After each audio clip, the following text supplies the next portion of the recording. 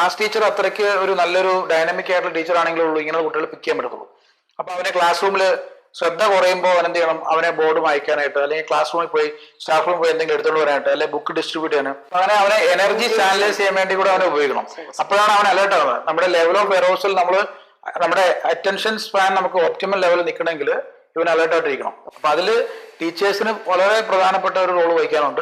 പിന്നെ അവനൊരു buddy learning system കൊണ്ടുവരാം. അതായത് ഇപ്പോൾ അവന്റെ 2 ഫ്രണ്ട്സിനെ ഇൻട്രൊഡ്യൂസ് ചെയ്യുക, അപ്പൊ അവരുമായിട്ട് അവനെ മിങ്കിൾ ചെയ്യിപ്പിക്കുക, അവനെ ഹെൽപ്പ് ചെയ്യിപ്പിക്കുക, അവരുടെ നടുക്കിരുത്തുക അവനെ. അതുപോലെ തന്നെ ഈ ചില കുട്ടികൾക്ക് ഹാൻഡ് റൈറ്റിംഗ് ഡിഫിക്കൽറ്റി ഉള്ള കുട്ടികൾക്ക് അവർക്ക് മറ്റേ കുട്ടികളെല്ലാം എഴുതി തീർന്നു കഴിയുമ്പോൾ ഇവനെ എഴുതാൻ പറ്റുന്നില്ല. അവന്റെ സെൽഫ് എസ്റ്റീമിനെയും സെൽഫ് കോൺഫിഡൻസിനെയും ബാധിക്കാതെ. അപ്പൊ അതിന് ഓൾട്ടർനേറ്റീവ് ആയിട്ട് ടീച്ചർ തന്നെ സപ്പോർട്ട് ചെയ്യണം. ചില കുട്ടികൾ ലെഫ്റ്റ് ഹാൻഡ് റൈറ്റിംഗ് ആയിരിക്കും, ചിലപ്പോൾ ഫോഴ്സ് ചെയ്തായിരിക്കും റൈറ്റിലേക്ക് മാറ്റിയിരിക്കുന്നത്. അപ്പൊ അങ്ങനെയുള്ള ഡിഫിക്കൽറ്റി കാണുന്നവരുണ്ട്. അതുപോലെ ലെഫ്റ്റ് ഹാൻഡീസിന് എപ്പോഴും ക്ലാസ് റൂമിൽ പ്രോബ്ലം ആണ്. കാരണം ഇവരുടെ ലെഫ്റ്റ് സൈഡ് ഇരിക്കുന്നവർ എപ്പോഴും അവനെ തട്ടും. അപ്പൊ അവനെ ഇരിക്കുന്ന സീറ്റിംഗ് അറേഞ്ച്മെന്റ് ഡിഫറെന്റ് ആയിരിക്കണം. അതുപോലെ ചില സ്ഥലം ഇപ്പോൾ കമ്പ്യൂട്ടർ മൗസ് തന്നെ നമുക്കറിയാം എപ്പോഴും റൈറ്റ് സൈഡിലായിരിക്കും. അപ്പൊ അത് ലെഫ്റ്റ് സൈഡിൽ മോഡിഫൈ കൊടുക്കുക. അതോടൊപ്പം തന്നെ ചിലർക്ക് നമ്മൾ റൈറ്റിംഗ് പാഡ് കണ്ടിട്ടുണ്ട്, നമ്മൾ എഴുതുന്ന ചെയർ കണ്ടിട്ടുണ്ടോ എക്സാമിനേഷൻ, അതൊന്നും ലെഫ്റ്റിലായിരിക്കത്തില്ല. അവിടെയൊക്കെ മോഡിഫിക്കേഷൻ ചെയ്ത് കൊടുക്കുമ്പോഴാണ് ഇവരെ നമുക്ക് കൊണ്ടുപോകാൻ പറ്റുന്നത്. അപ്പോൾ ക്ലാസ് റൂമില് സ്കൂളിൽ എത്രയ്ക്ക് ഇവരെ ഇങ്ങനെയുള്ളവരെ നേരത്തെ ഐഡന്റിഫൈ ചെയ്യാൻ മാത്രമേ നമുക്ക് ചെയ്യാൻ പറ്റത്തുള്ളൂ.